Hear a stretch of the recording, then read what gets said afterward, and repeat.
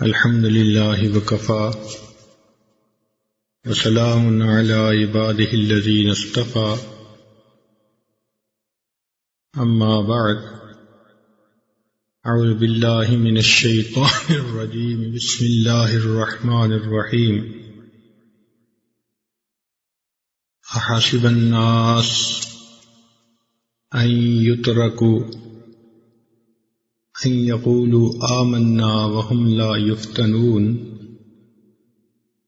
وَلَقَدْ فَتَنَّا الَّذِينَ مِنْ قَبْلِهِمْ فَلَيَعْلَمَنَّ اللَّهُ الَّذِينَ صَدَقُوا وَلَيَعْلَمَنَّ الْكَاذِبِينَ سبحان ربك رب العزة عما يصفون وسلام على المرسلين والحمد لله رب العالمين اللهم صل على سيدنا محمد وعلى آل سيدنا محمد وبارك وسلم اللهم صل على سيدنا محمد وعلى آل سيدنا محمد وبارك وسلم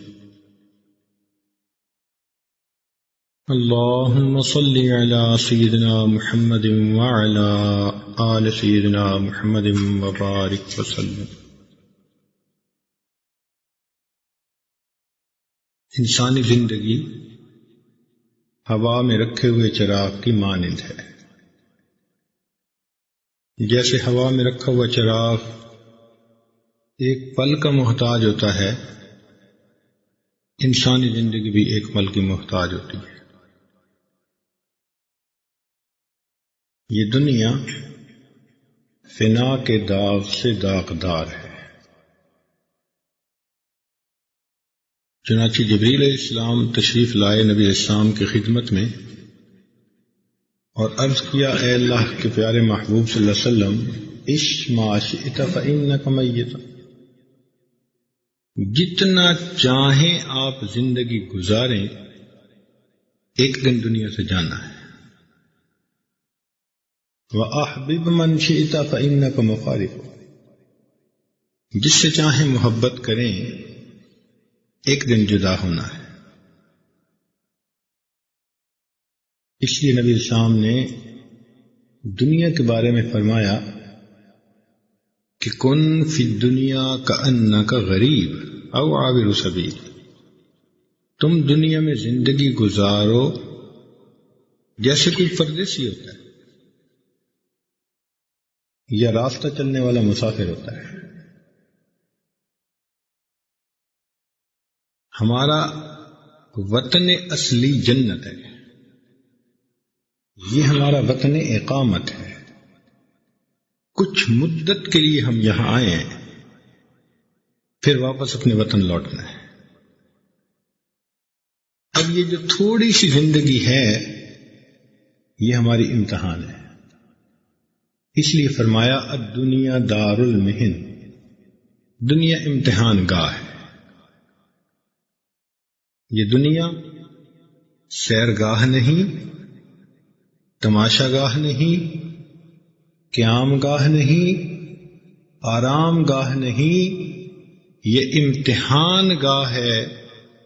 افسوس کہ ہم نے اس کو چراگاہ بنا لیا۔ جیسے جانور چرتے پھرتے ہیں، ہم بھی چرتے پھرتے ہیں۔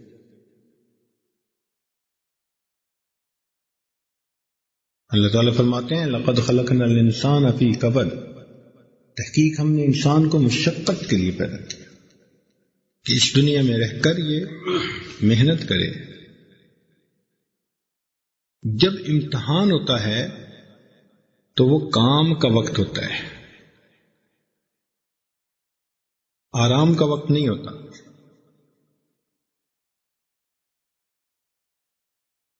آپ نے کبھی دیکھا کہ 3 گھنٹے کا جو پرچہ ہوتا ہے، اس 3 گھنٹے میں کوئی والی بال کا میچ کھیلے؟ کہیں گے نہیں بھائی، یہ تو کام کا وقت ہے۔ یا 3 گھنٹے میں کوئی آدمی لیٹ کے سو جائے آرام مزے سے، کہیں گے یہ کام کا وقت ہے۔ جب امتحان سے فارغ ہوں گے پھر آرام کا وقت ہوگا، اور جب نتیجہ آئے گا تو وہ انعام کا وقت ہوگا۔ تو یہ دنیا کام کی جگہ، قبر آرام کی جگہ، اور جنت انعام کی جگہ ہے۔ تو انعام تو انہی کو ملتا ہے نا جو امتحان میں اچھے نمبر لیتے۔ فرق اتنا ہے کہ دنیا کا امتحان اگر تو زبانی ہو تو 3 منٹ کا بھی ہو سکتا ہے کہ استاد نے 2 سوال پوچھے اور کہا جاؤ، اور قلمی امتحان 3 گھنٹے کا، اور یہ زندگی کا امتحان یہ 150 سال کی زندگی۔ تو ہماری 150 سال کی زندگی ہے، یہ پورا کا پورا ہمارا امتحان ہے۔ ہمیں خوشی ملتی ہے تو یہ بھی امتحان کہ یہ میرا شکر ادا کرتا ہے یا نہیں۔ ہمیں غم ملتا ہے تو یہ بھی امتحان کہ یہ صبر کرتا ہے یا نہیں۔ شکر کرنے والا بھی جنت میں جائے گا، صبر کرنے والا بھی جنت میں جائے گا۔ ہر دن ہر وقت ہم آزمائش میں ہیں، اور جیسے رپورٹر ہوتے ہیں نا، حاکم اعلیٰ کے رپورٹر ہمارے ساتھ ہیں، وہ رپورٹ لکھ رہے ہیں یہ کر کیا رہا ہے۔ ہماری زندگی کی شیٹ رول تیار ہو رہی ہے، تو یہ امتحان ہے۔ اب انسان کا نفس وہ چاہتا ہے کہ میری خواہشات پوری ہوں، اس کی فطرت یہی ہے کہ چاہتا ہے کہ میری خواہشات پوری۔ اس لیے آپ دیکھیں گے کہ ہر بندہ دنیا میں اپنی جنت بنانے میں لگا ہوا ہے، ہر بندہ۔ میرا گھر ایسا ہو، میری سواری ایسی ہو، بیوی میری ایسی ہو، بچے میرے ایسے ہوں، عزت میری ایسی ہو، کام کاروبار میرا ایسا۔ وہ اپنی من پسند کی جگہ، یا دوسرے لفظوں میں اسے جنت کہہ دو، وہ جنت بنانے میں لگا، دن رات لگے ہوئے ہیں اپنی جنت بنانے میں۔ جبکہ اللہ رب العزت نے انسانوں کے لیے جنت تو آخرت میں بنائی۔ فرمایا میرے بندو، دنیا میں تم میری مرضی پہ عمل کر لو، آخرت میں تمہاری مرضی چلے گی۔ چنانچہ اللہ تعالیٰ نے جو جنت بنائی ہے، وَلَكُمْ فِيهَا مَا تَشْتَهِي أَنفُسُكُمْ وَلَكُمْ فِيهَا مَا تَدَّعُونَ،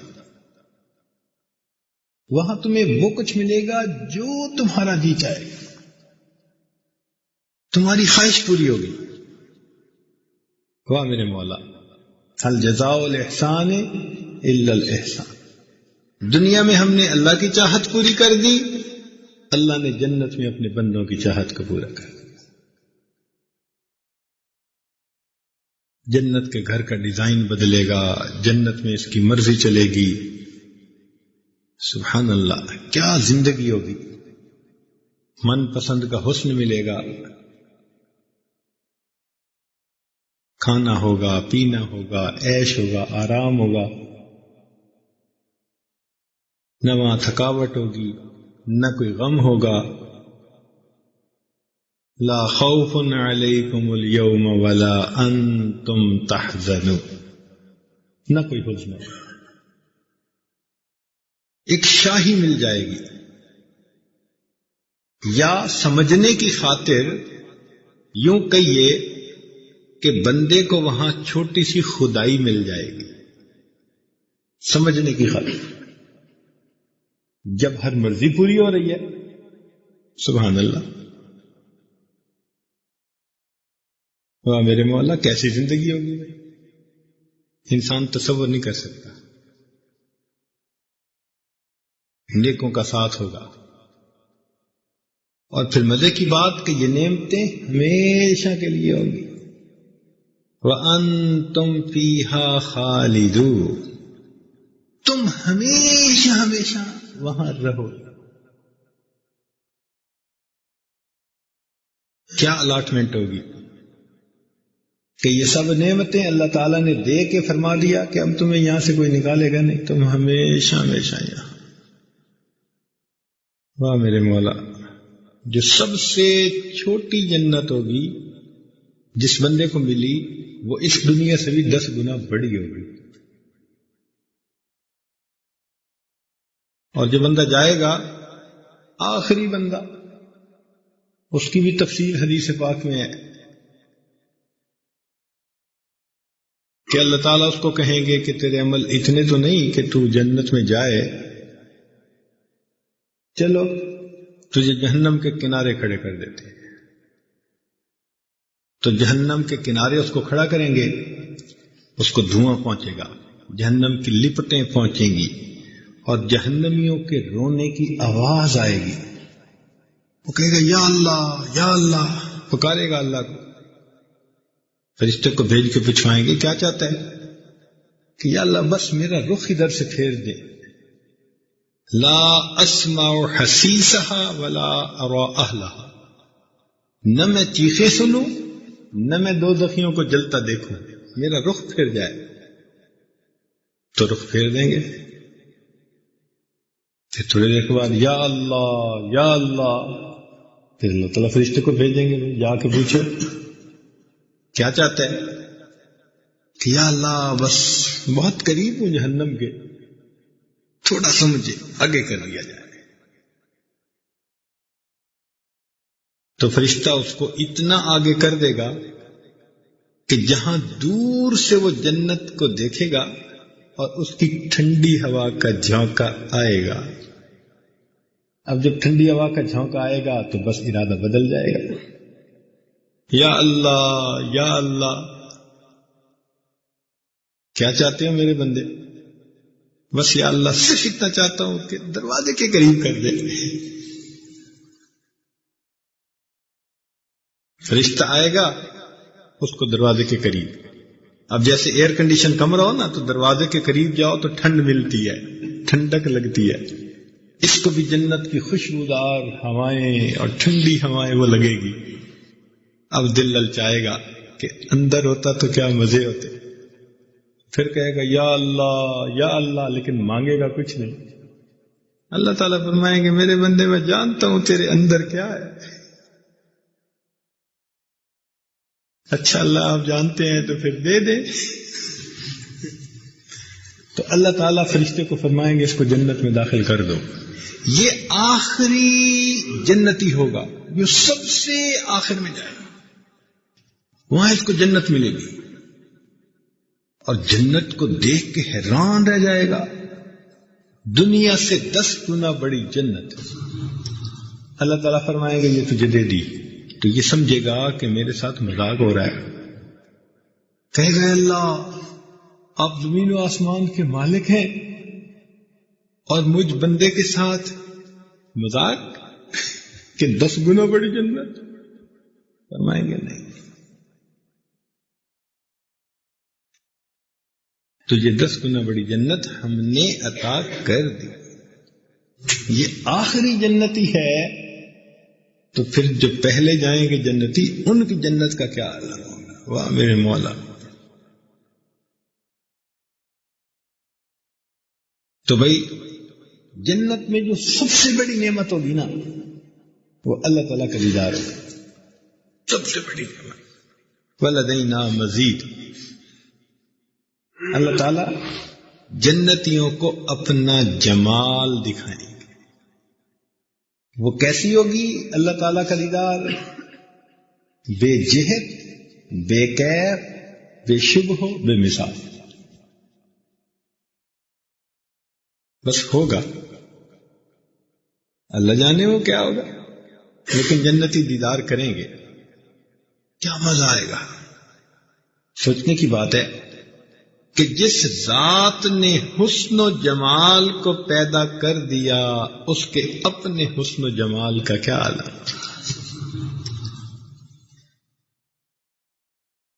بڑی تفصیل ہے کہ وہ کیا ہوگا. جب جنتی جنت میں جائیں گے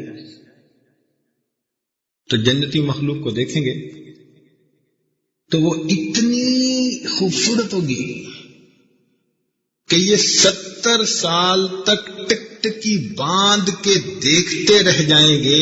ان کو وقت گزرنے کا پتہ نہیں چلے گا. 70 سال دیکھتے رہ جائیں گے. آنکھیں کھلی ہیں، دیکھ رہے، وقت گزرنے کا احساس ہی نہیں. جنتی مخلوق اتنی خوبصورت ہے. لیکن جب جنتی جنت میں اللہ تعالیٰ کا دیدار کریں گے تو اس وقت نور کی بارش ہوگی. تو جیسے آندھی آتی ہے نا تو بندے کے پورے چہرے پر مٹی کی تہ آ جاتی ہے. دور سے پتہ چل جاتا ہے کہ یہ آندھی میں سے آیا ہے. جب نور کی آندھی آئے گی تو وہ نور تمام جنتیوں کے چہروں پہ سج جائے گا، اور اس کی وجہ سے جنتیوں کا حسن اتنا بڑھ جائے گا کہ جنتی لوٹ کر جب اپنے گھروں میں آئیں گے تو جنتی مخلوق ان کے حسن و جمال کو دیکھ کر اتنی حیران ہوگی کہ 70 سال تک وہ دیکھتے رہ جائیں گے. ان کو وقت گزرنے کا احساس نہیں ہوگا. عام لوگ وہاں کے حور و غلمان کی خوبصورتی کو سن کے بڑے حیران ہوتے ہیں. بھائی نوکر نوکر ہوتے ہیں، مالک مالک ہوتے ہیں. اگر خادموں کے حسن کا یہ عالم ہے تو پھر سوچو نا کہ مالکوں کے حسن کا کیا عالم ہے. بھائی اتنا فرق ہے کہ اللہ تعالیٰ چونکہ حیا کو پسند فرماتے ہیں، اور الحیاء شعبۃ من الایمان، تو حیا کا تقاضا یہ تھا کہ جنتی عورتوں کی خوبصورتی کو واضح نہ کیا جاتا. اس لیے آپ قرآن مجید میں پڑھ کے دیکھیں تو حوروں کے حسن کو واضح کیا گیا ہے. موٹی آنکھوں والی ہوگی، فلاں ہوگی، حورین ہوگی، فلاں ہوگی. لیکن مومنہ عورتوں کے بارے میں اتنا کہا گیا ہے کہ وہ اپنے خاوندوں سے محبت کرنے والیاں ہوں گی، بہت اچھی ہوں گی. موٹی سی باتیں کر دی گئی ہیں، ان کے حسن کو کھولا نہیں گیا. کیوں؟ مرد کو غیرت آتی ہے کہ میری بیوی کا تذکرہ کوئی اور کیوں کرے. تو اللہ تعالیٰ نے چونکہ حیا کو، غیرت کو پسند کیا، اس لیے مومنہ عورت کے حسن کو نہیں کھولا، حوروں کے حسن کو کھول دیا. مقصد کیا تھا کہ بھئی تم اندازہ لگا لو کہ جب خادمہ وہاں کی ایسی ہوگی تو مالکہ وہاں کی کیسی ہوگی. تو جنت میں کیا نعمت اللہ تعالیٰ بندے کو دیں گے. اب بتاؤ بھئی کہ اتنی بڑی نعمتیں اللہ تعالیٰ عطا فرمائیں گے اس تھوڑی سی زندگی کی محنت پر. آخرت کا ایک دن 50,000 سال کے برابر ہے. 50,000 سنہ.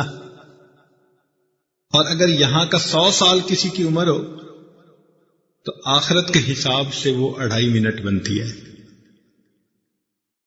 اب بتاؤ 2.5 منٹ کی اگر کوئی مشکل ہو اور اس پر ہمیشہ ہمیشہ کا انعام ملے تو لوگ تو 2.5 منٹ کے لیے مجھے لگتا ہے آگ پہ بھی چلنے کے لیے تیار ہو جائیں گے.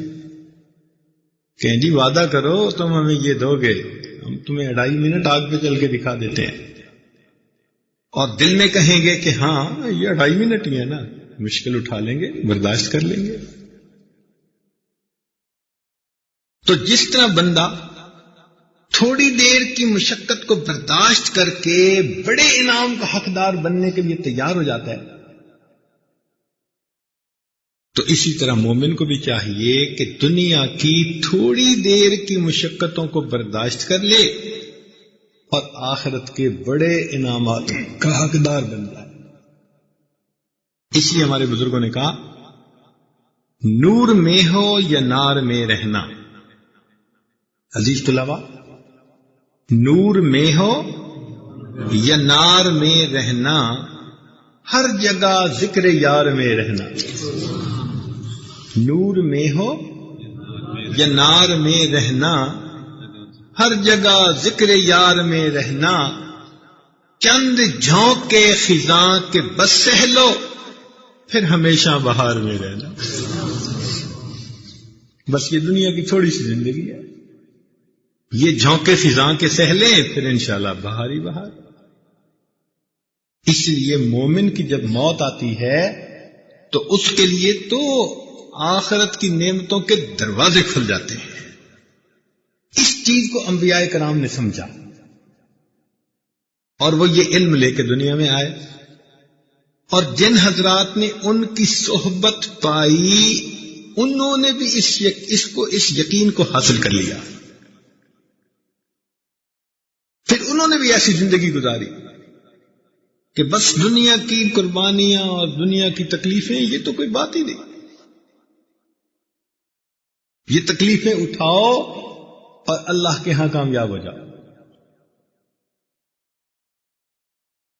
آج اس بات کو سمجھنے کی ضرورت ہے کہ صحابہ رضی اللہ تعالیٰ عنہم نے اس نقطے کو کیسے سمجھا تھا۔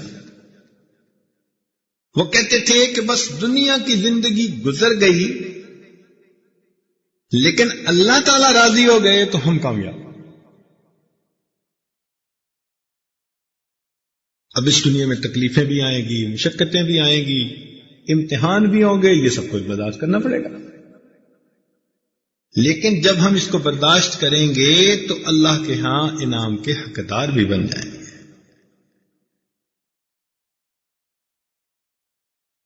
تو عقل مند بندہ وہی ہے جو حقیقت کو سمجھے کہ دنیا کی تھوڑی دیر کی یہ مشقتیں ہیں، 2.5 منٹ کی مشقتیں، اور پھر ہمیشہ ہمیشہ کی لذتیں۔ جبکہ دوسری طرف دیکھیں کہ جو لوگ عیش و آرام عیاشی کی زندگی گزارتے ہیں خلاف شریعت، تو وہ تھوڑی دیر کی لذتوں کے پیچھے اپنی آخرت کو ہمیشہ ہمیشہ کے لیے برباد کر بیٹھتے ہیں۔ ان کو کون عقل مند کہے؟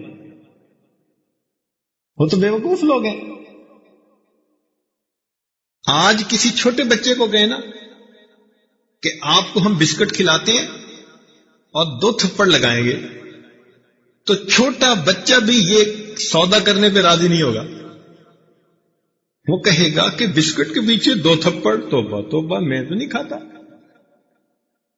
آج ہم اس بچے سے بھی گئے گزرے کہ دنیا کے بسکٹ کے پیچھے آخرت کے ہمیشہ ہمیشہ کے تھپڑ کے اپنے آپ کو حقدار بنا لیا۔ لمحوں نے خطائیں کی، صدیوں نے سزا پائی۔ لمحوں نے خطائیں کی، صدیوں نے سزا پائی۔ آج چند لمحوں کی لذت کی خاطر ہم اپنے اللہ کو ناراض کر لیتے ہیں، کتنا نقصان کر لیتے ہیں اللہ، فقط چند لمحوں کی لذت کی خاطر۔ اللہ اکبر، تو سوچنے کی بات ہے۔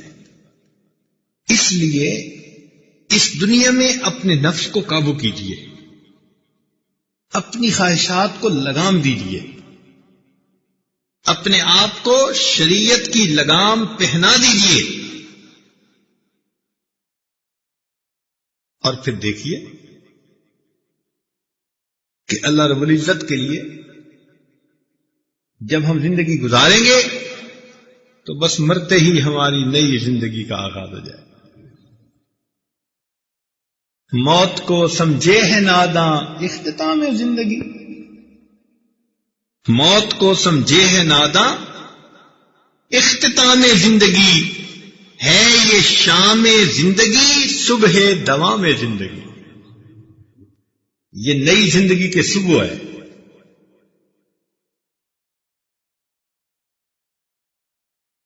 اس لیے صحابہ رضی اللہ تعالیٰ عنہم وہ دنیا کی مشقتوں کو بہت خوشی خوشی برداشت کر لیتے تھے، جانتے تھے کہ ان مشقتوں کے بدلے آخرت میں اجر ہوگا، اور اگر ان کو دنیا میں آسانیاں ملتی تو وہ گھبراتے تھے کہ ایسا تو نہیں کہ ہماری نیکیوں کا بدلہ ہمیں دنیا میں ہی نہ کہیں دے دیا گیا۔ سیدنا عمر رضی اللہ عنہ کو جب پینے کے لیے شربت دیا جاتا تو روتے، آنسو شربت کے اندر گرتے، کئی دفعہ آنسو ملا شربت پیتے تھے۔ کسی نے پوچھا کہ امیر المومنین کیوں رو رہے ہیں؟ فرمایا مجھے ڈر لگتا ہے کہ کہیں میری نیکیوں کا بدلہ مجھے دنیا میں نہ دیا جا رہا ہو اور قیامت کے دن یہ نہ کہہ دیا جائے کہ عمر اذهبتم طیباتکم فی حیاتکم الدنیا واستمتعتم بها۔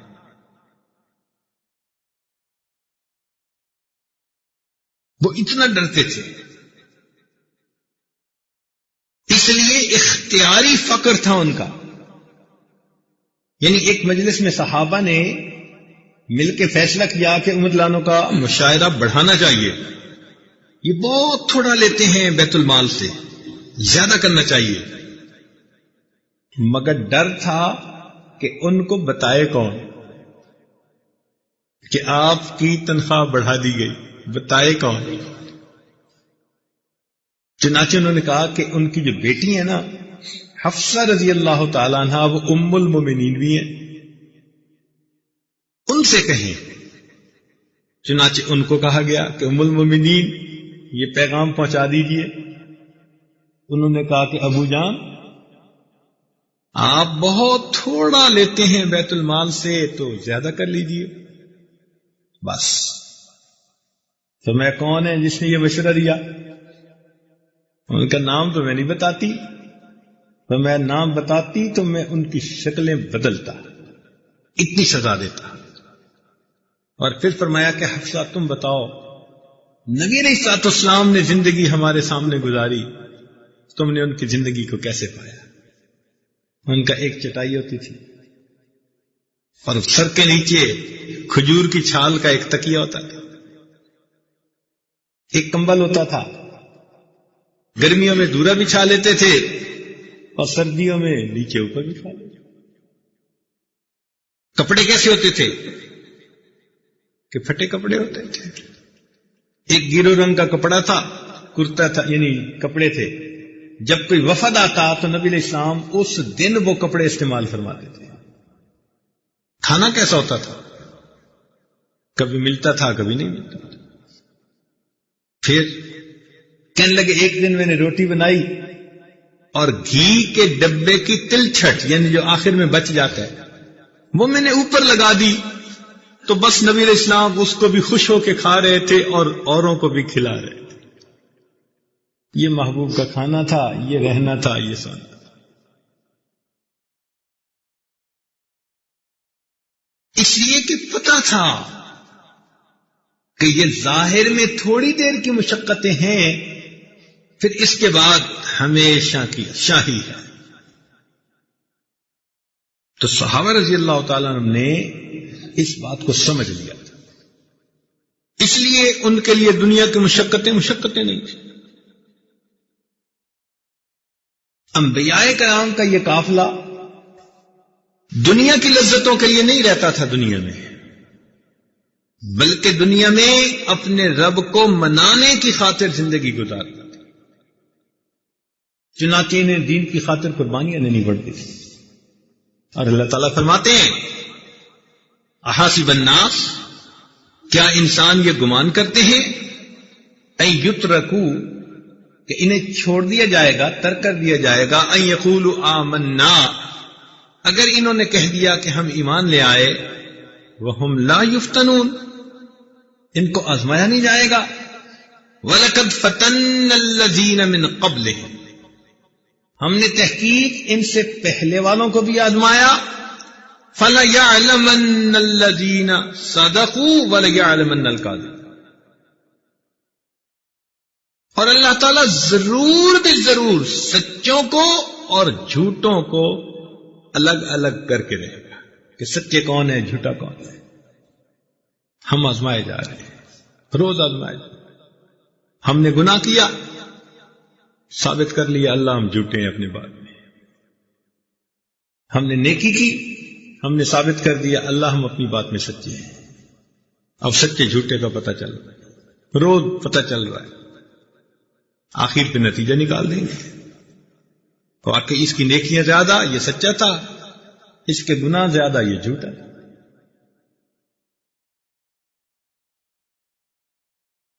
مگر یہ زندگی کی ترتیب ایسی ہی تھی۔ چنانچہ نبی علیہ الصلوۃ والسلام ایک مرتبہ چٹائی پر لیٹے ہوئے تھے، چٹائی کے اوپر جب آپ اٹھے تو چٹائی کے نشان آپ کے جسم مبارک پر تھے، اور جسم پہ کرتا بھی نہیں تھا، تہ بند بندھی ہوئی تھی۔ تو صحابی نے دیکھا تو اس کی آنکھوں میں آنسو آ گئے۔ اے اللہ کے محبوب صلی اللہ علیہ وسلم، یہ بدبخت کیسر اور کسرا تو دنیا کے عیش و آرام میں رہیں، اور آپ اللہ کے محبوب ہو کر چٹائیوں پہ لیٹے، نشان نظر آ رہے ہیں۔ تو نبی علیہ السلام اٹھ کر بیٹھ گئے، فرمانے لگے کہ مجھ سے پہلے بھی انبیاء آئے اور انہوں نے دین کے لیے قربانیاں دیں، ایسے بھی تھے کہ جن کو اللہ کے لیے، اللہ کے راستے میں لوگوں نے شہید کر دیا، اور ایسے بھی تھے کہ جن پر آرا چلا کے ان کو 2 ٹکڑے کر دیا گیا۔ اب بتائیں کہ زندہ جسم کے اوپر آرا چلا کے 2 ٹکڑے کیا جائے تو کیا ہوتا ہے؟ اور ایسے بھی تھے کہ لوہے کی کنگھیوں کے ذریعے سے ان کے جسم سے کھال اتار دی گئی، ان کے جسم کی بوٹیاں نوچ لی گئیں، اور انہوں نے سب کچھ برداشت کیا۔ آپ کہیں گے جی انبیاء، جی اور قریب دیکھ لیں، جن کو ایمان کی لذت مل جاتی ہے نا، اور یہ یقین ہو جاتا ہے کہ بس ہماری لذتیں آخرت میں ہیں، یہ امتحان ہے، وہ پھر ان چیزوں کو مشکل نہیں سمجھا کرتے۔ دیکھیے جادوگروں کو فرعون نے کہا، اچھا تم مل گئے ہو ان کے ساتھ، میں تمہاری مخالف سمت کے ٹانگ کو اور بازو کو کاٹوں گا۔ یعنی ایک سائیڈ کی بازو اور ٹانگ کو کاٹیں تو بندہ دوسرے سائیڈ کے بازو اور ٹانگ کے ساتھ کچھ حرکت بھی کر سکتا ہے، کہیں کھڑا بھی ہو سکتا ہے، کچھ کھا پی بھی سکتا ہے۔ اس بدبخت نے کہا نہیں، میں ادھر کا بازو کاٹوں گا، ادھر کی ٹانگ کاٹوں گا، تو توازن رہ ہی نہیں سکتا، لاش بن جائے گی۔ ان کا نہیں، اس نے کہا میں پھانسی لٹکا دوں گا۔ ان کا فقد ما انت قاض، کر لے جو تو کرنا چاہتا ہے، ہم اب پیچھے نہیں ہٹ سکتے۔ ہمیں ایمان کا لذت نصیب ہو گئی، ہمیں دنیا کی حقیقت سمجھ میں آ گئی، چنانچہ اس نے ایسے ہی کیا، ان کے بازو کاٹ دیے، ان کی ٹانگیں کاٹ دی، اور وہ ڈٹے۔ تو اتنی بھی قربانیاں دی ہیں ایمان والوں نے۔ تو سچی بات تو یہ ہے کہ اگر ہمیں کھالیں کھچوانی پڑ جائیں، بوٹیاں نچوانی پڑ جائیں، اور پھر اللہ تعالیٰ ہمیں اپنی رضا دے دے، تو بھی ہم نے اللہ سے سستا سودا کیا۔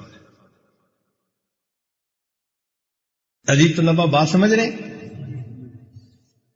کہ اگر کھالیں کھچوا کے اور بوٹیاں نچوا کے بھی ہم جنت میں چلے گئے تو ہم نے سستا سودا کیا۔ یہ بات ذرا ذہن میں محفوظ کر لیجئے کہ اگر ہم کھالیں کھچوا کے اور بوٹیاں نچوا کے بھی جنت میں پہنچ گئے تو ہم نے اپنے اللہ سے سستا سودا کیا۔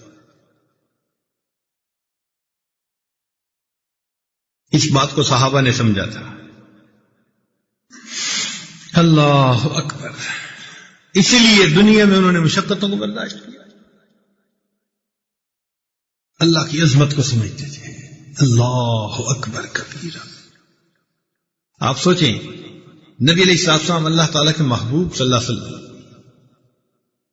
کتنی مشقتیں اٹھانے لگے۔ نبی علیہ السلام نے ارشاد فرمایا کہ مجھے سب انبیاء سے زیادہ تکالیف پہنچائی گئی، ایک مرتبہ نبی علیہ السلام سے پوچھا ای الناس اشد بلا، انسانوں میں سب سے زیادہ مصیبتیں کن پر آئیں؟ فرمایا الانبیاء، انبیاء پر آئیں، ثم الامثل فالامثل، پھر جن کی زندگی ان کے مشابہ ہوئی ان کو آئیں، جو ان کے مشابہ ہوئی ان کو آئیں۔ تو جتنا مشابہت ہوگی نبی علیہ السلام کی زندگی سے تو یہ تکلیفیں تو آ سکتی ہیں۔ ہمیں اللہ سے تکلیفیں مانگنی نہیں ہیں، لیکن اگر آ جائیں تو شکوے کرنے کی بجائے اس پر صبر کرنا ہے۔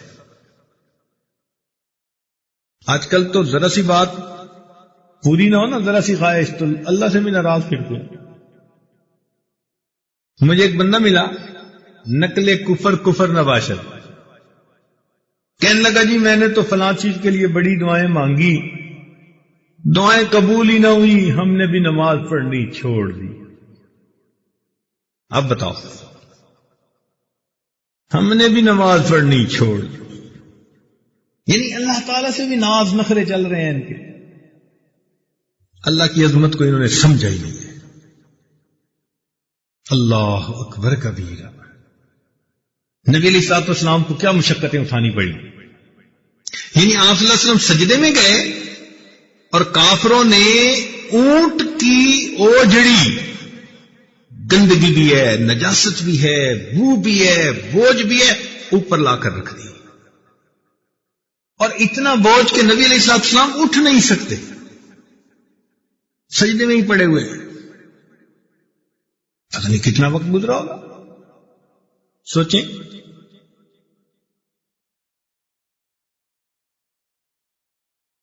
ایسی بھی تکلیفیں پہنچائی۔ اللہ اکبر۔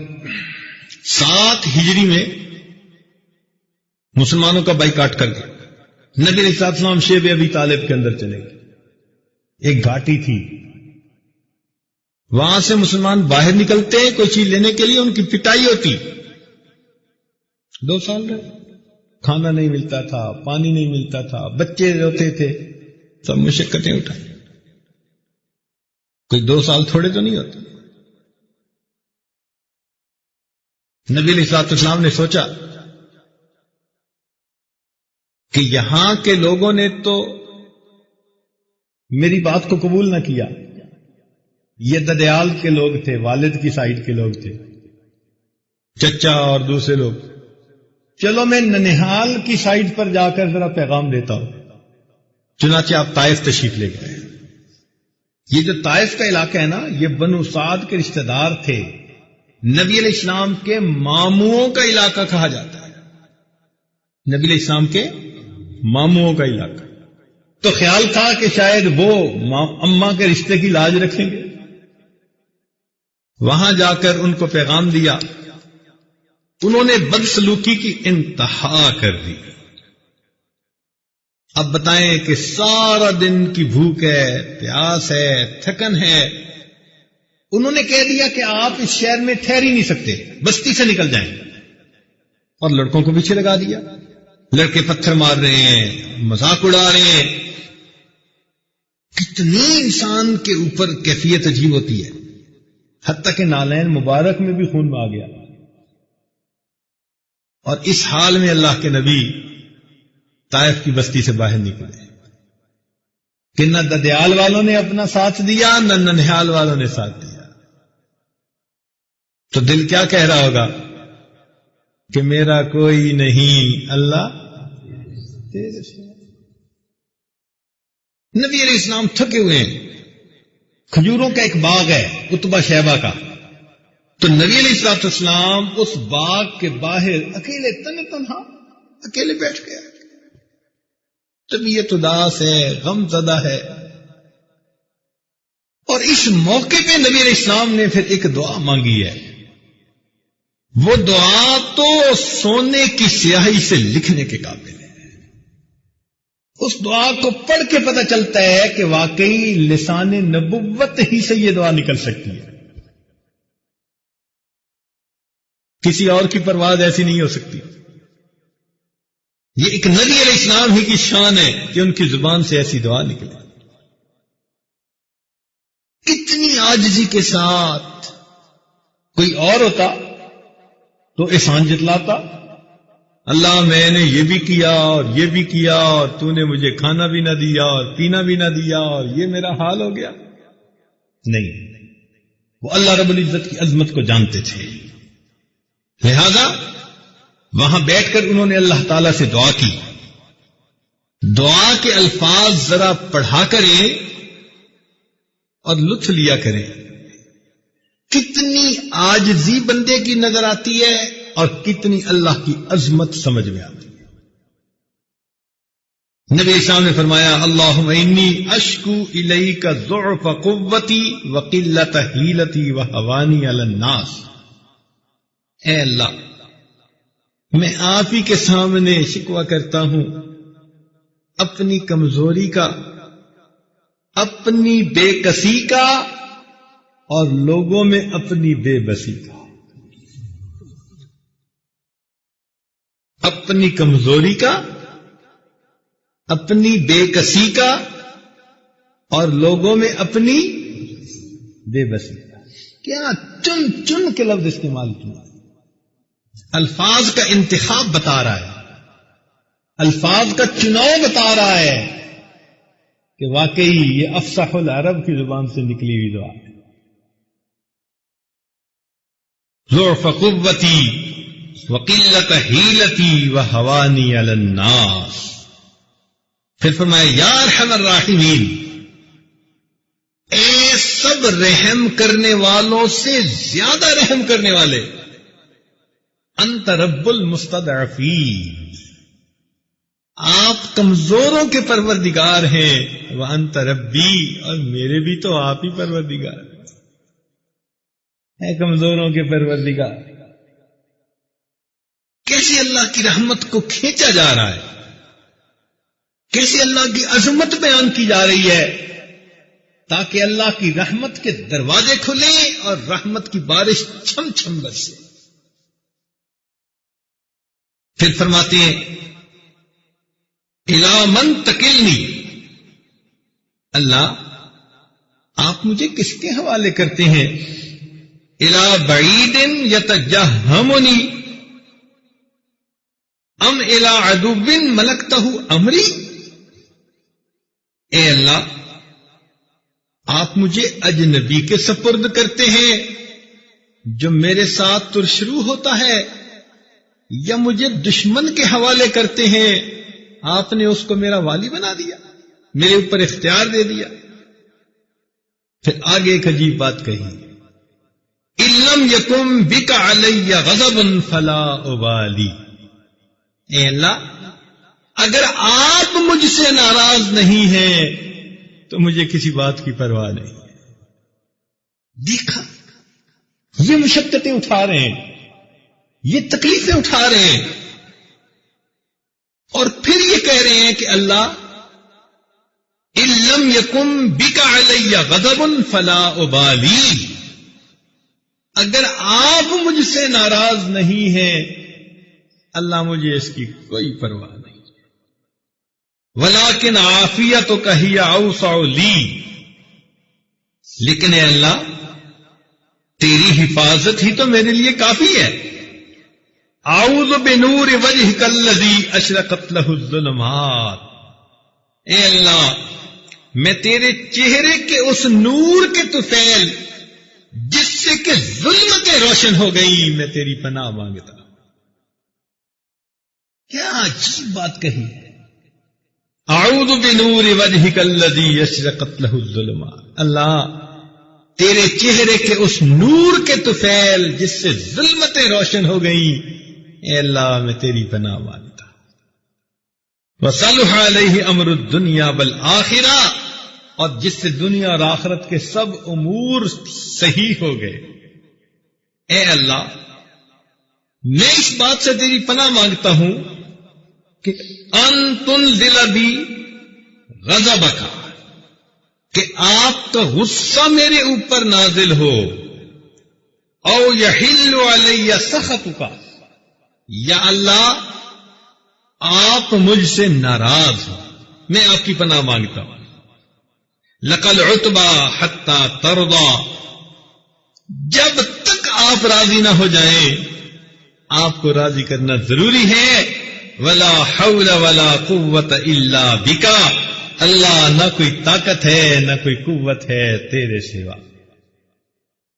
کتنی عاجزی کی دعا مانگی ہے نبی، اس لیے کہ وہ اللہ رب العزت کی عظمتوں کو جانتے تھے.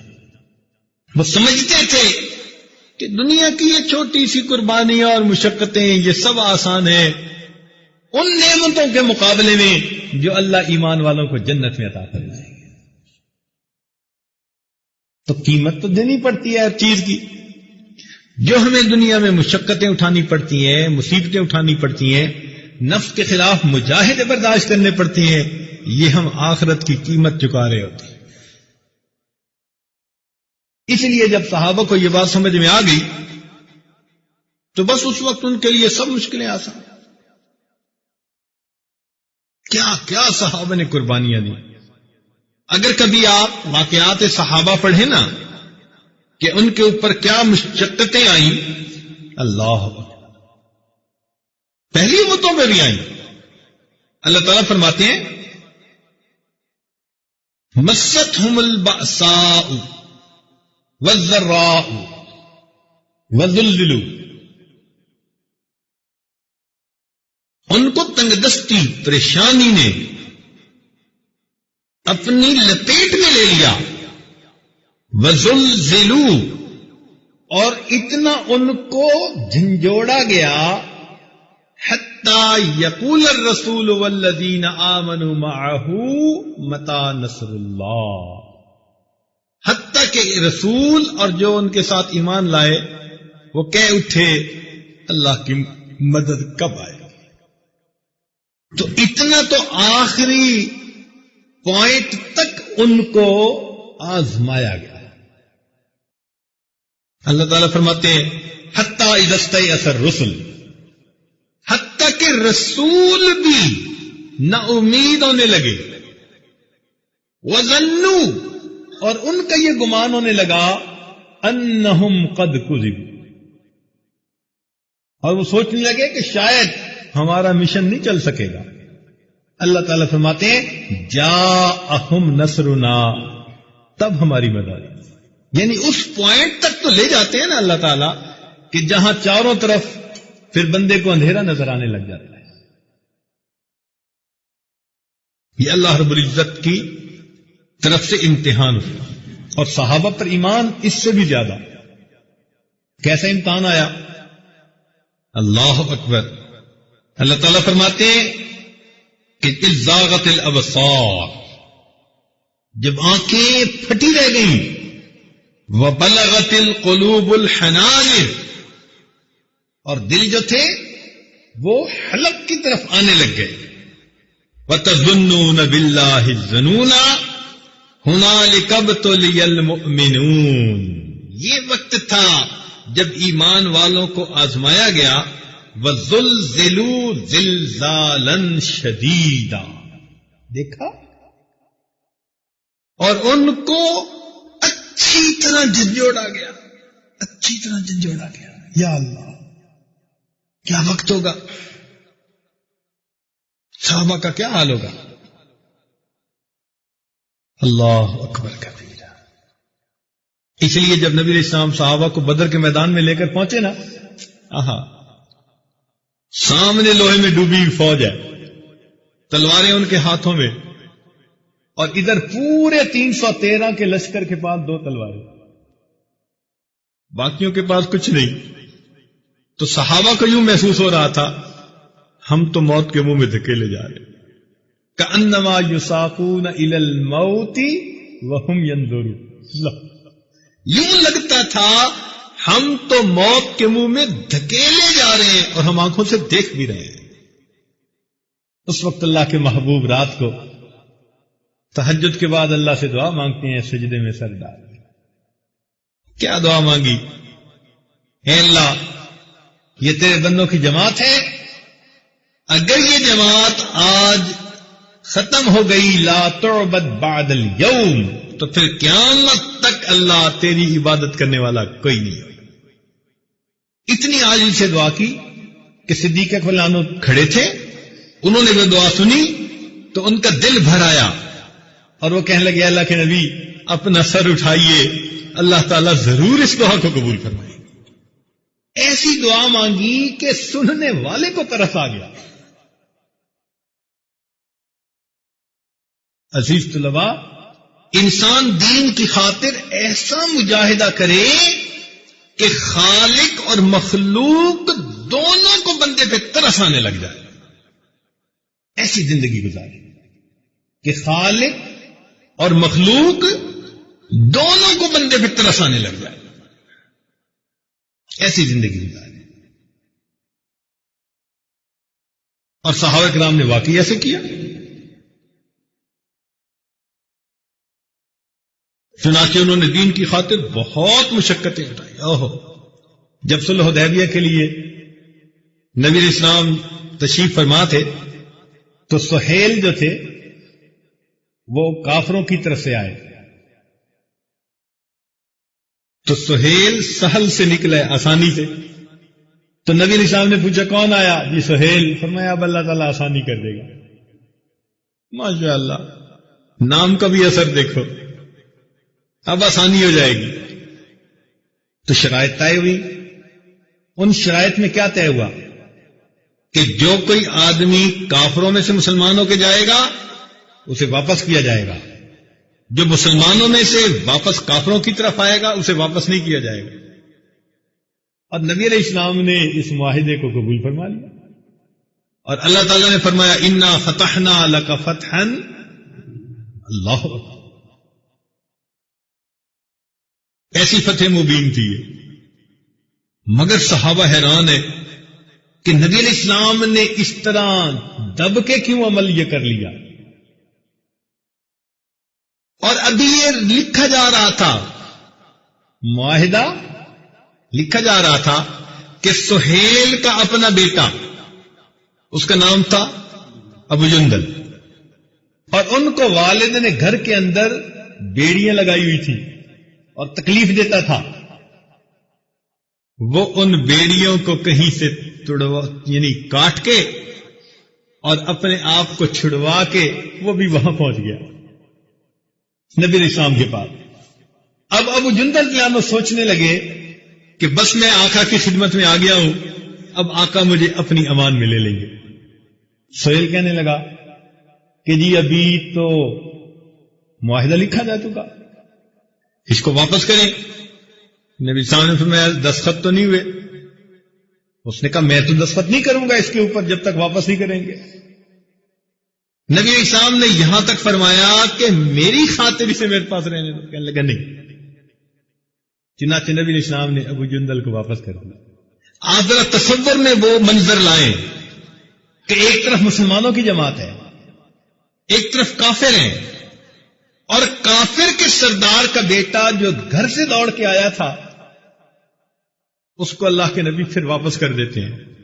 چنانچہ جب واپس کیا تو ابو جندل کو اس کے باپ نے سب کے سامنے تھپڑ لگانے شروع کر دی، ادھر سے سزا دینی شروع کر دی. اب ابو جندل رو رہے ہیں تو نبی علیہ السلام کا دل کتنا مغموم ہو رہا ہوگا.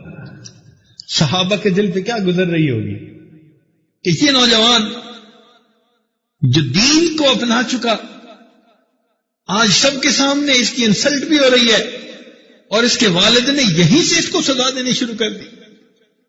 ابو جندل جو ہیں روتے ہوئے جا رہے ہیں اور اللہ کے محبوب فرما رہے ہیں ابو جندل اللہ آسانی فرمائے. ابو جندل پھر واپس، پھر باپ نے لا کے باندھا اور پھر ان کو سزائیں دیتا تھا. اچھا ادھر سے کیا ہوا؟ ایک اور نوجوان تھے، ان کا نام تھا ابو بصیر. وہ بھی اپنے مالک سے جان چھڑا کے نبی علیہ السلام کی خدمت میں آ پہنچے مدینہ طیبہ. نبی علیہ السلام نے ادھر سے معاہدہ کر لیا تو آپ نے فرمایا کہ ابو بصیر میں نے تو وعدہ کر لیا، میں نے تو کفار کے ساتھ ایگریمنٹ کر لیا تو میں تو تمہیں اپنے پاس نہیں رکھوں گا. اور ان کو بھی پتہ چل گیا کہ اگر کافروں نے کوئی بندہ بھیج دیا تو جیسے ابو جندل کو واپس بھیج دیا گیا ہے، مجھے بھی نبی علیہ السلام واپس بھیج دیں گے۔ نبی علیہ السلام نے فرمایا ابو بصیر، میں جنگ کی چنگاری بھڑکانے والا نہیں ہوں کہ تجھے رکھوں اور آگ لگا لوں۔ تو وہ پہچان گئے، چنانچہ اب وہ بھی نبی علیہ السلام کے پاس نہیں رہ سکتے۔ اب ابو بصیر کے بارے میں ذرا سوچیں کہ ان کے دل پہ کیا گزر رہی ہوگی کہ سب کچھ چھوڑ چھڑا کے یہاں پہنچے، اب جس آقا کے پاس آئے وہ بھی اپنے پاس نہیں رکھ رہے۔ ابو بصیر وہاں سے چلے، کہاں جاؤں؟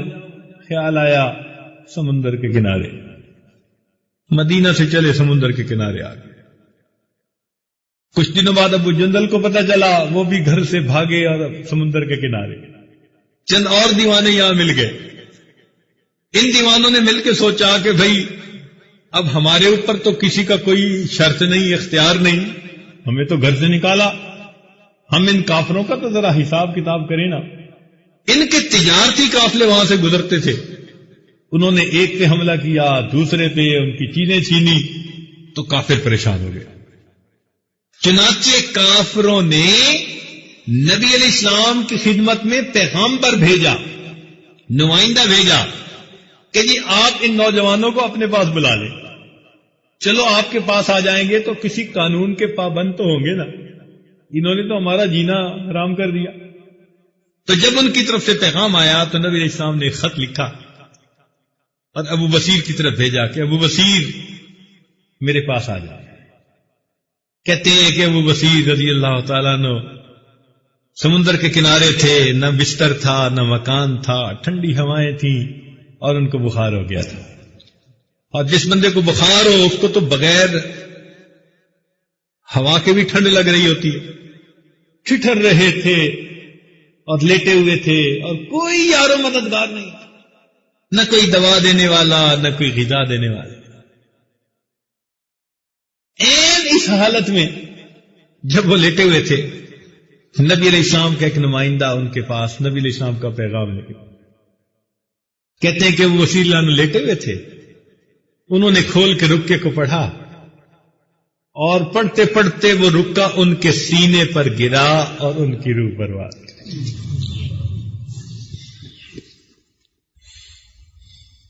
من المؤمنین رجال صدقوا ما عاهدوا الله علیہ فمنهم من قضى نحبه ومنهم من ينتظر وما بدلوا تبدیلا۔ کیسے لوگ تھے، زندگی کی حقیقت کو سمجھ لیا تھا، اس لیے اللہ کے لیے سب مشقتیں یہ برداشت کرتے تھے۔ آپ خود سوچیں کہ صدیق اکرام کو دین کی خاطر کتنی تکلیف پہنچائی گئی۔ گھر میں ایک آدمی دوڑا ہوا آیا، اپنے صاحب کو تو دیکھو، وہ مسجد میں ہیں اور کفار ان کا کیا معاملہ کر رہے ہیں۔ صدیق اکبر بھاگے مسجد میں، دیکھا کہ کافر لوگ نبی علیہ الصلوۃ والسلام کو بہت تکلیف پہنچا رہے تھے۔ فرمایا اتقتلون رجلا ان یقول ربی اللہ، اللہ اکبر، یہ وہاں کہا۔ بس کافروں نے کیا کیا، ان کو تو چھوڑا اور ابو بکر کے گرد آ گئے، اور ابو بکر صدیق عنہ کو اتنا مارا کہ وہ بے ہوش ہو کے گر گئے، بے ہوش ہو کے گر گئے۔ اللہ اکبر کر۔ عتبہ بن ربیعہ کافروں کا ایک سردار تھا اور موٹا تھا۔ کتابوں میں لکھا ہے کہ جب وہ صدیق عنہ بے سود پڑے ہوئے تھے، وہ آپ کے پیٹ کے اوپر چڑھا اور چڑھ کے اوپر جمپ لگاتا اور جوتوں کے ساتھ پیٹ کے اوپر ان کو ٹھوکر لگاتا۔ اب آپ سوچیں ایک بندہ بے سود لیٹا پڑا ہو، اس کے پیٹ پہ کوئی چڑھ جائے اور چڑھ کے پھر جمپ لگا کے اپنے جوتے نیچے، اور اس کی موٹی موٹی ایڑیاں تھیں، ان ایڑیوں کے ساتھ پیٹ پہ ضرب لگاتا تھا لیٹے ہوئے۔ جب تھک گیا تو اس بدبخت نے کیا کیا کہ جوتا اتارا اور اس جوتے کے ساتھ صدیق اکبر لانو کے چہرے پہ مارنا شروع کر دیا. چہرے پہ اتنا مارا کہ چہرہ سوج گیا اور صدیق اکبر پہچانے نہیں جاتے تھے. ہر بندے کا خیال تھا کہ بس ان کی جان چلی گئی. جب ان کو یقین ہو گیا کہ اتنا مارا ہے اس وقت وہ وہاں سے گئے. جب وہ وہاں سے گئے تو بنو تمیم جو ان کے قبیلہ کے لوگ تھے وہ آ گئے اور انہوں نے اعلان کر دیا کہ اگر ہمارا یہ بندہ مر گیا تو اگرچہ ہم کافر ہیں مگر ہم اس کا بدلہ لیں گے. تو وہ ان کو اٹھا کے ان کے گھر لائے. صدیق اکبر کو اٹھا کے گھر لائے. ایک دن پورا بے ہوش رہے. وہ کافر بھی رشتہ داری کی وجہ سے وہاں بیٹھے رہے. ہوش ہی نہیں. ایک دن کے بعد ہوش آیا. حدیث پاک میں آتا ہے کہ ہوش میں آتے ہی سب سے پہلی بات انہوں نے پوچھی کہ نبی علیہ الصلوۃ والسلام کی سال میں. سب سے پہلی بات پوچھی کہ نبی علیہ السلام کے سال میں. کافروں نے یہ سنا تو وہ تو سب وہاں سے چلے گئے کہ جن کی خاطر اتنی تکلیفیں اٹھائیں آنکھ کھلی تو انہی کے بارے میں پوچھتے ہیں. اپنی ان کی والدہ ام خیر کو کہہ گئے کہ ام خیر اس کو کچھ کھلا پلا دینا, اتنا وقت گزرا کچھ نہیں کھایا پیا. تو ام خیر دودھ لے کے آئی کہ بیٹا زخموں سے تیرا سارا جسم چور ہے, کچھ پی لے. ارے ان کا امی میں اس وقت تک کچھ نہیں کھاؤں پیوں گا جب تک کہ میں نبی علیہ السلام کا دیدار نہیں کر.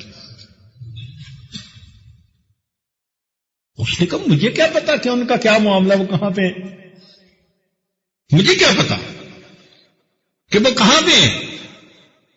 تو فرمان لگے کہ اچھا آپ ام جمیل کے پاس جاؤ جو عمر لانو کی بہن تھی جو اسلام لے آئی تھی, کہ ام جمیل سے پتہ کر لیں جا کے. چنانچہ ام خیر ماں تھی, تڑپی, کافرہ تھی مگر چلی. چنانچہ جا کے ام جمیل سے پوچھا کہ ام جمیل مسلمانوں کے پیغمبر کہاں ہیں؟ میرا بیٹا تو دودھ بھی نہیں پی رہا. وہ سمجھی کہ یہ کافرہ ہے اور مجھ سے پوچھنے آ گئی ہے تو پتہ نہیں کوئی راز ہی نہ کھل جائے. انہوں نے اپنے آپ کو چھپایا. کہنے لگی مجھے کیا پتا کون کہاں ہے, مجھے کیا پتا کون کہاں. اس نے کہا پھر. کہنے لگے اچھا میں چلو تیرے ساتھ چلتی ہوں تاکہ تیرے بیٹے کا حال پوچھ لوں. تو ام جمیل بہانے سے ام خیر کے ساتھ آ گئی اور آ کے ابو بکر کو دیکھا تو وہ بھی رونے لگ گئی ان کی حالت کو دیکھ کے. تو ابو بکر صدیق نے کہا کہ نہیں اماں تو میری ہے نا, فکر مت کرو, بتا دو کہاں ہے. ان کا جی دار ارقم میں خیریت سے ہے. کیونکہ صدیق ان کو نہیں پتا تھا کہ میرے ساتھ کیا ہوا تھا تو نبی علیہ السلام کے ساتھ کیا ہوگا. تو جب انہیں پتا چلا کہ نبی علیہ السلام دار ارقم میں خیریت سے ہیں, کہا امی جب تک مجھے لے نہیں جاؤ گی اور میں نبی علیہ السلام کو نہیں دیکھوں گا میں کچھ نہیں کھاؤں گی. ماں رات کا وقت ہے, کہنے لگی بیٹا کیسے لے کے جائے, چل کے جا نہیں سکتے. چنانچہ ایک طرف ام جمیل نے سہارا دیا اور دوسری طرف ام خیر نے سہارا دیا, اور صدیق لانو پاؤں گھسیٹتے گھسیٹتے اس طرح دار ارقم میں پہنچے. دار ارقم جیسے کھلا, نبی علیہ السلام نے صدیق اکبر کو دیکھا, چہرہ سوجا ہوا ہے. کافروں نے اتنا مارا تھا, اتنا مارا تھا. تو نبی علیہ السلام آگے بڑھے اور نبی علیہ السلام نے صدیق اکبر کے ماتھے کو بوسہ دیا, ماتھے کو چوما. کتابوں میں لکھا ہے جب نبی علیہ السلام کے ماتھے کو چوما تو صحابہ سب کے سب ان کے اوپر جھک گئے. انہوں نے بھی اس چہرے کو چومنا شروع کر دیا. اتنی تکلیفیں ملتی تھی مگر وہ سمجھتے تھے کہ کھالے کھچوا کے اور بوٹیاں نچوا کے اگر ہم جنت جا پہنچے تو پھر بھی ہم نے اللہ تعالی کے ساتھ سستا سودا کر لیا. حضرت خباب بن الارت کے ساتھ کیا ہوا؟ بی بی سمیہ کے ساتھ کیا ہوا، سیدنا بلال عنہ کے ساتھ کیا ہوتا تھا. ذرا ان واقعات کو پڑھتے جائیں اور سوچیں کہ ان حضرات نے دین کی خاطر کیا کیا قربانیاں دی. یہ وہ لوگ تھے جو حقیقت کو سمجھ چکے تھے کہ ہمیں اس دنیا میں ہر مشقت کو اٹھانا ہے اور اپنے رب کو بالآخر ہم نے منانا. اور یہی سلسلہ پھر بعد میں علماء کے ساتھ رہا. امام مالک رحمۃ اللہ علیہ امام دار الہجرہ ہیں، اور ابو جعفر منصور نے ان کے چہرے پر سیاہی لگوائی اور ان کو بٹھا دیا سواری پر، اور بعض کتابوں میں ہے کہ گلے کے اندر جوتوں کا ہار بھی ڈال دیا. امام دار الہجرہ کو پھرایا جا رہا ہے، اور ان کا حال دیکھو کہ وہ فرماتے ہیں کہ لوگوں، جس نے مجھے پہچانا اس نے پہچان لیا، اور جس نے نہیں پہچانا وہ سن لے کہ میں مالک ابن انس. دین کی خاطر ان کے ساتھ یہ ہو رہا تھا اس سرزمین پر کہ جہاں وہ چلتے تھے تو پاؤں بھی آہستہ رکھتے تھے کہ کہیں محبوب کے قدموں کے نشان پہ میرا پاؤں نہ آ جائے. سیدنا امام اعظم ابو حنیفہ رحمۃ اللہ علیہ جیل سے ان کا جنازہ نکالا گیا. امام احمد بن حنبل رحمۃ اللہ علیہ کے ساتھ کیا ہوا، کوڑے لگائے گئے مسلح خلق قرآن کے اوپر. یہ لوگ تھے جنہوں نے مقصد زندگی کو سمجھ لیا تھا. یہ دین کی حفاظت کرنے والے لوگ تھے، جانتے تھے کہ ہم دنیا میں آئے ہی آزمائش کے لیے. یہ آزمائش کا گھر ہے، ہر ایک کو آزمایا جائے گا. مگر ان تمام تکالیف میں انہوں نے کتاب و سنت کو سینے سے لگائے رکھا، جمے رہے استقامت کے ساتھ.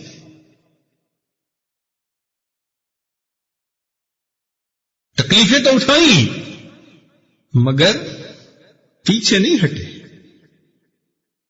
پیچھے نہیں ہٹے. یہ کون لوگ تھے؟ الذین یمسکون بالکتاب،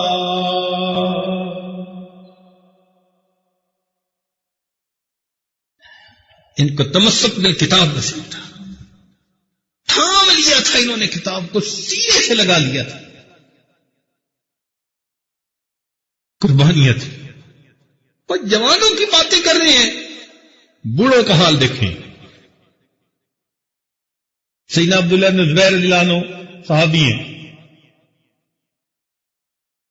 ان کی والدہ سیدہ اسماء رضی اللہ تعالی عنہا صدیق عنہ کی بیٹی ہیں، بوڑھی ہو گئی ہیں،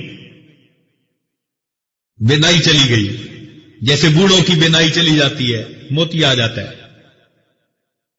جب موتیا اتر آیا اس وقت عبداللہ بن زبیر اللہ عنہ جو ہیں ان کی شہادت کا وقت آتا ہے. دروازے کے اوپر حجاج بن یوسف نے گھیرا کروا لیا. عبداللہ بن زبیر اللہ عنہ کے ساتھی شہید ہو رہے ہیں. عبداللہ بن زبیر اللہ عنہ جو ہے ان کو یقین ہو گیا کہ ابھی تھوڑی دیر کے بعد مجھے شہید ہو جانا ہے. تو دل میں خیال آیا میں گھر کے دروازے پہ ہوں، میں اندر جا کے اپنی اماں سے آخری مرتبہ دعا تو لے لوں. تو عبداللہ ابن زبیر رضی اللہ تعالیٰ عنہ اپنے گھر میں آتے ہیں اور اپنی والدہ کو آ کے بتاتے ہیں کہ امی میں تھوڑی دیر کے بعد شہید ہونے والا ہوں. اب بتائیے اگر آج کی کسی ماں کو بتایا جائے تو کیا حال ہوگا. مگر یہ وہ ماں تھی جس نے نبی علیہ السلام کا دیدار کیا تھا، جس نے آخرت کی حقیقت کو سمجھا تھا. وہ جانتی تھی کہ دنیا میں ہم ہیں ہی قربانی. اس نے پوچھا بیٹا کیا تو حق پہ ہے یا باطل پہ؟ تو بیٹے نے کہا کہ اماں آپ جانتی ہیں کہ میں حق کے اوپر کھڑا ہوں استقامت کے ساتھ. کہ بیٹا اگر تم حق پر ہو تو تمہیں ڈر کس بات کا؟ ماں ہمت بنا رہی ہے جوان بیٹے کا، کس بات کا ڈر ہے؟ اماں مجھے ڈر لگتا ہے کہ یہ مجھے جب شہید کریں گے تو میری لاش کا مسلح کر دیں گے، یعنی میری شکل بگاڑ دیں گے. تو ماں کہتی ہے کہ بیٹا جب بکری کو ذبح کر دیا جائے تو پھر اس کی کھال اگر اتار لی جائے تو بکری کو تکلیف نہیں ہوا کرتی. جب تمہیں شہید کر دیا جائے گا پھر جو تمہارے جسم کے ساتھ کیا جائے تمہیں اس کی کیا پرواہ. ماں ہمت بنا رہی ہے بیٹے کی، ماں ہمت بنا رہی. بیٹا کہتا ہے کہ اچھا اماں میں اب جا رہا ہوں، دعا کیجئے گا. تو ماں اس وقت اپنے بیٹے کے لیے تین باتیں کرتی ہے. اللہ کیا جوان بیٹا ہوگا. اپنے بیٹے کے بارے میں اسماء لانا یہ دعا کرتی ہے اللہ کے حضور. 3 باتیں کہیں. اے اللہ تو جانتا ہے یہ میرا وہ بیٹا ہے جو سردیوں کی لمبی راتوں میں ساری رات مصلے پہ کھڑا ہو کر قرآن پڑھنے میں رات گزار دیا. اے اللہ یہ میرا وہ بیٹا ہے جو سردیوں کی لمبی رات مصلے پہ کھڑا ہو کر تیرے قرآن کی تلاوت کرنے میں رات گزار دیا کرتا تھا. اور دوسری بات کہی اللہ یہ میرا وہ بیٹا ہے جو گرمی کے لمبے دنوں میں تیری رضا کے لیے روزے رکھا کرتا تھا. اور تیسری بات کہی اللہ یہ میرا وہ بیٹا ہے کہ جس نے اپنے والدین کی اتنی خدمت کی کہ اس نے ہمارے دلوں کو خوش کر دیا. اے مولا اب تو بھی اس سے خوش ہو جا. ماں دعا دے رہی اللہ اس نے ہمارا دل خوش کیا، آپ اس سے راضی ہو جائیے، اس نے ہمیں راضی کر دیا. اور یہ بات کر کے اسماء رضی اللہ تعالیٰ عنہ اپنے بیٹے سے کہتی ہیں کہ بیٹا میری آنکھوں میں بینائی نہیں ہے کہ میں تیرا چہرہ دیکھ سکوں. بیٹا میں تیری شکل تو دیکھ نہیں سکتی، تھوڑا میرے قریب ہو جا تاکہ میں تمہارا بوسہ لے لوں اور تمہارے جسم کی خوشبو سونگھ لوں. بیٹے قریب ہو جاؤ، میں تمہارا بوسہ لے لوں اور تمہارے جسم کی خوشبو سونگھ. اللہ یہ ماں سمجھتی تھی، اس کا یقین بنا ہوا تھا. الذین یمسکون بالکتاب،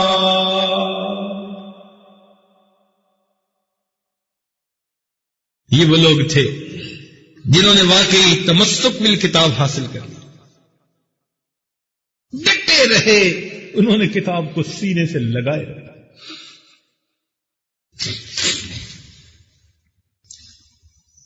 اور پھر کیا ہوا؟ ہمارے اکابرین جو ان کے نقش قدم پر چلنے والے تھے انہوں نے بھی پھر بالآخر انہی کے نقش قدم پر چل کر دنیا کو دکھا دیا.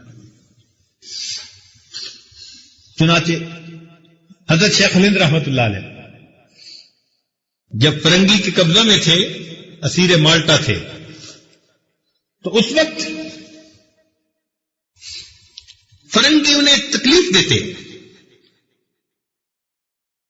ایسا بھی ہوا کہ ان کو گرم انگاروں کے اوپر لٹایا گیا. جب شیخ الہند رحمت اللہ علیہ کی وفات ہوئی نا تو غسل دینے والے نے ان کی کمر پر نشان دیکھے. اس نے پوچھا اہل خانہ سے کہ یہ کیسے نشان ہے؟ ان کا جی ہم سے بھی چھپائے، ہمارے سامنے بھی کچھ نہ کچھ کپڑا جسم پر رکھتے ضرور تھے، ہم نے نہیں دیکھا کیا ہے. تو حضرت مدنی رحمت اللہ اس وقت کلکتہ گئے ہوئے تھے، ان کو پتا چلا اپنے شیخ کی وفات کا، تو وہ وہاں سے سیدھا آئے جنازہ میں شرکت کے لیے. پھر انہوں نے راز کھولا، کہنے لگے کہ جب ہم حضرت کے ساتھ مالٹا میں تھے تو فرنگی حضرت کو تکلیف دینے کے لیے انگارے کے اوپر لٹا دیتے تھے، زخم ہو جاتے تھے، اور اگلے دن ان زخموں پہ اور تکلیف پہنچائی، اور حضرت یہ تکلیف برداشت کرتے تھے. فرنگی کہتا تھا کہ ایک مرتبہ کہہ دو کہ میں تمہارا مخالف نہیں. سماتے تھے نہیں، میں نہیں کہہ سکتا. فرنگی نے کہا کہ ایک مرتبہ کہہ دو، ہم اپنے وفاداروں میں تم کو شمار کر لیں گے. فرمانے لگے میں اللہ کے رجسٹر سے نام کٹوا کر تمہارے رجسٹر میں اپنا نام نہیں لکھوانا چاہتا۔ فرنگیوں نے کہا کہ تم جانتے ہو ہم تمہارا کیا حشر کریں گے؟ فرمایا کہ ہاں مجھے پتا ہے۔ کیا؟ فرمایا کہ تم میرے جسم سے جان تو نکال سکتے ہو، میرے دل سے ایمان کو نہیں نکال سکتے۔ انہوں نے ایمان کی لذت پائی تھی۔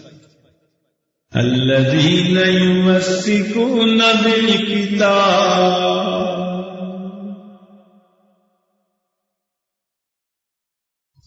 کیسے لوگ تھے؟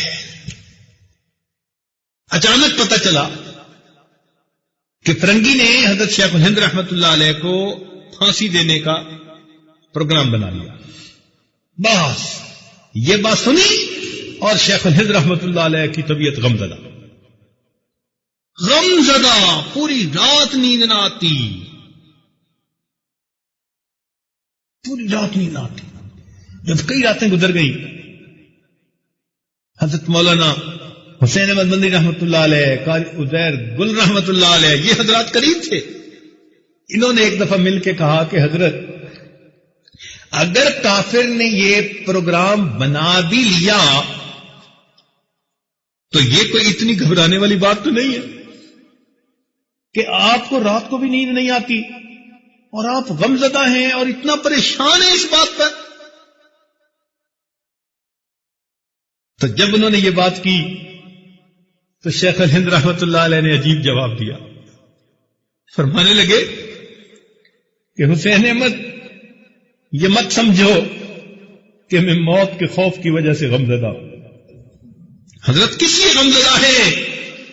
فرمانے لگے میں غمزدہ اس بات پہ ہوں کہ اللہ رب العزت بسا اوقات بندے سے جان بھی لے لیتے ہیں اور قبول بھی نہیں کیا کرتے۔ میں اس پہ غمزدہ ہوں کہ مجھ سے جان بھی نہ لے لے اور پھر قبول بھی نہ کرے۔ الذین یمسکون بالکتاب، اللہ رب العزت بندے سے جان بھی لے لیتے ہیں، قبول بھی نہیں کیا کرتے۔ میں اللہ کی بے نیازی پہ رو رہا ہوں۔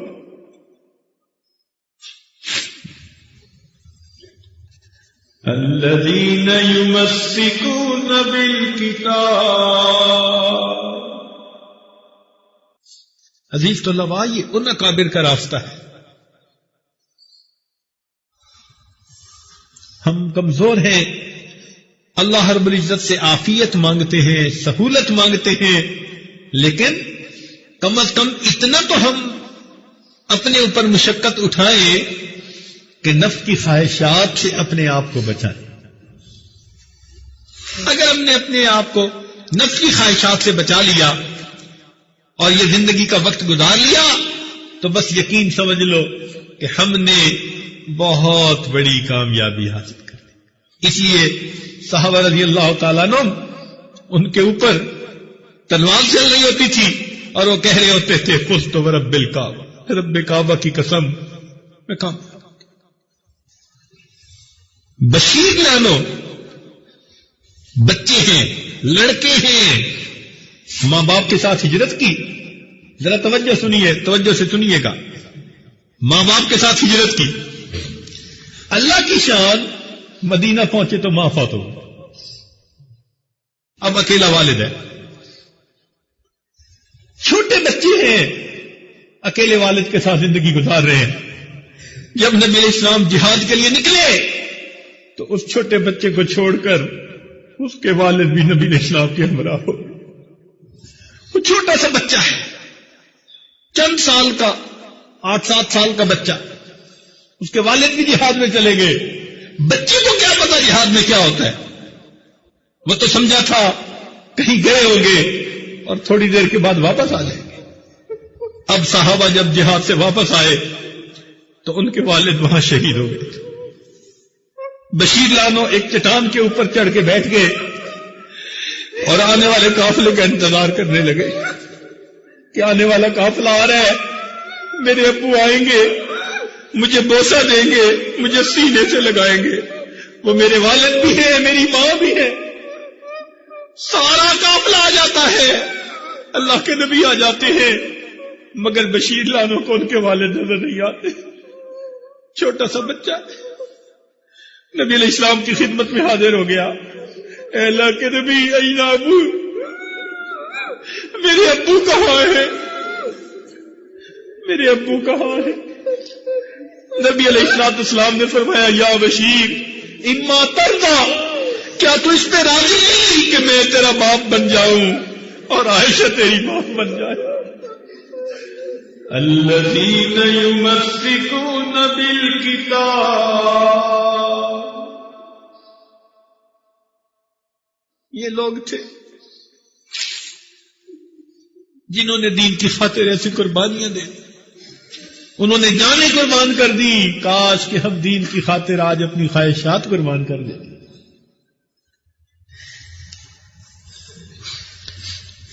الذین یمسکون بالکتاب واقام الصلاۃ انا لا نضیع اجر المصلحین.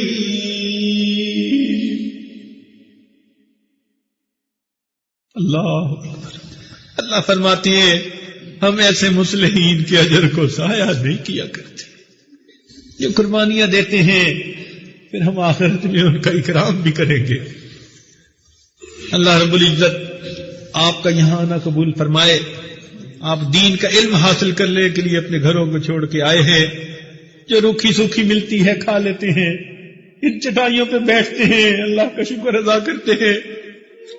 ان قیامت ان مشقتوں کا بدلہ بندوں میں سے کوئی نہیں دے سکتا. قیامت کے دن اللہ دے گا، قیامت کے دن اللہ دے گا. اللہ تعالی ہمیں قیامت کے دن اپنے ان اکابرین کے قدموں میں کھڑا ہونا نصیب فرمائے اور اپنے محبوب صلی اللہ علیہ وسلم کے ہاتھوں حوض کوثر کا جام عطا فرمائے.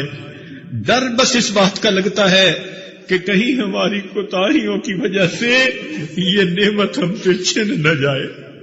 بس اس بات پہ دعائیں کرتے رہیے گا کہ مولا جب آپ نے اس راستے پر لگا دیا، اللہ اب ہم زندگی اسی پہ نبھانا چاہتے ہیں، موت تک ہم اسی پہ لگے رہنا چاہتے ہیں.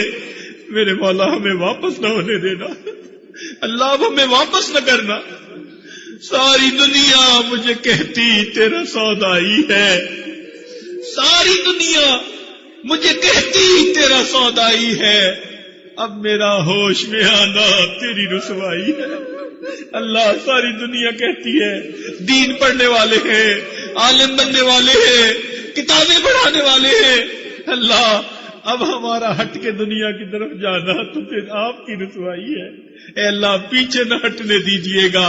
ہم اپنے آپ کو آپ کے حوالے کرتے ہیں، ان کو قبول اللہ کر لیجئے. اور اے اللہ ایمان کے ساتھ اس فتنوں کے زمانے میں ہمیں دنیا سے جانے کی توفیق عطا فرما دیجئے. وآخر دعوانا ان الحمد للہ رب العالمین.